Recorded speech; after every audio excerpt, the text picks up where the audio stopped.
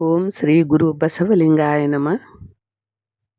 ಇಂದು ವಚನ ಪ್ರಸಾದದಲ್ಲಿ ಆಯ್ದಕ್ಕಿ ಮಾರಯ್ಯ ಅವರ ಪುಣ್ಯಸ್ತ್ರೀ ಲಕ್ಕಮ್ಮ ಇವರು ಕರ್ನಾಟಕದ ರಾಯಚೂರು ಜಿಲ್ಲೆಯ ಲಿಂಗಸಗೂರು ತಾಲೂಕಿನ ಪವಿತ್ರ ಕ್ಷೇತ್ರ ಅಮರೇಶ್ವರ ಅಲ್ಲಿಯ ಸ್ಥಳೀಕರು. ಅನುಭವ ಮಂಟಪದಲ್ಲಿ ಇವರಿಗೆ ಆಯ್ದಕ್ಕಿ ಮಾರಯ್ಯ ಎಂದ ಹೆಸರು. ಯಾಕೆಂದರೆ ಬಿದ್ದ ಅಕ್ಕಿಯನ್ನು ಆರಿಸಿ ತಂದು ಅದರಿಂದ ಪ್ರಸಾದ ಮಾಡಿ ಹಸಿದವರಿಗೆ ಊಟ ಕೊಡುತ್ತಿದ್ದರು.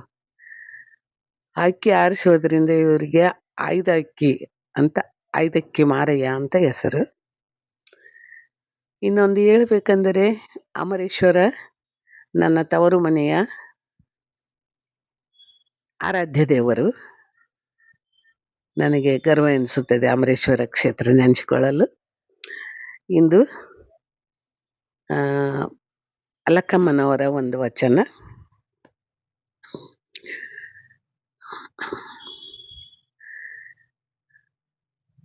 ಆಸೆ ಎಂಬುದು ಅರಶಿಂಗಲ್ಲದೆ ಶಿವಭಕ್ತರಿಗುಂಟೇಯ.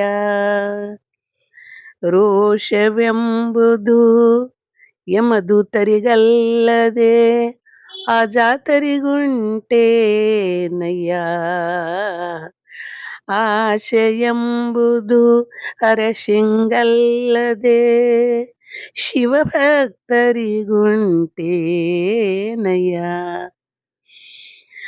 ಇಸಕಿ ಆಸೆ ನಿಮಗೆ ಕೈಯ, ಇಸಕಿ ಆಸೆ ನಿಮಗೆ ಕೈಯ.